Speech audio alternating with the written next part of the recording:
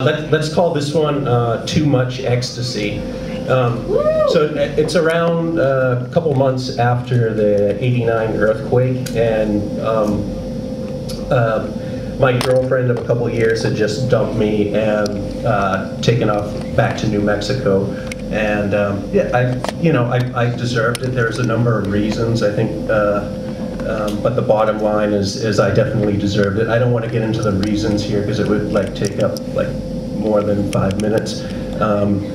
But the strange thing is, all my friends started calling me literally minutes after she dumped me and left, and I couldn't figure out why did they know? How did they know so soon that she had dumped me? And when I asked them that, they said, well, we all knew. It was obvious. It was like a train wreck just waiting to happen. And I had a couple friends, relatively new friends, Gus and Justine, who actually came over to my apartment, and immediately Gus pulled out a bag of powder and a videotape. And I wasn't really in the mood to do cocaine or whatever that powder happened to be. And he said, and I started shaking my head. And he said, "No, man, this is ecstasy." And I hadn't done ecstasy. I'd never done ecstasy, and it didn't take much, but they persuaded me.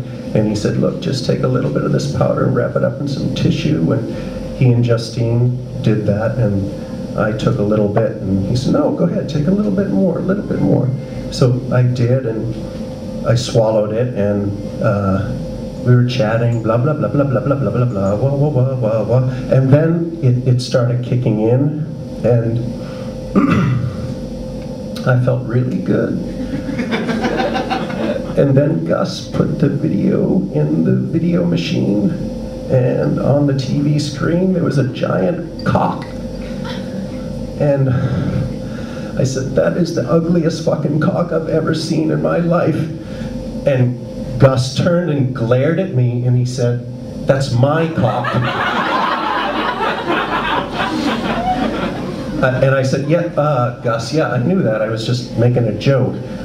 So, we continued watching this thing, and it was Gus and Justine and a bunch of people, some of whom I knew in various positions. And Gus and Justine were soon mirroring the action on the TV screen, and I was trying to get in the mood, and the ecstasy was definitely working. I said, "Gus, I need a little bit more ecstasy."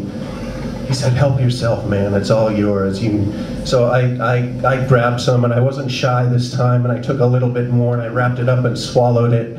And I was feeling soon like Mr. Sexy, and this was sex, sex, sex, and my clothes were coming off, and we were all in this big pile on the couch, and we had the video going, and I said, "I want some more ecstasy, ecstasy!" And it was more ecstasy and sex, and the next thing I knew, Justine was wrapping her leg around my face, and I couldn't breathe. And I couldn't talk, and I couldn't move. And that's the last thing I remember. And a week later, Gus and Justine came back with another videotape. And they popped the tape in the machine, and we started watching it. And there was Justine sitting on my face. And I watched my body twitching, and I knew I was having a seizure.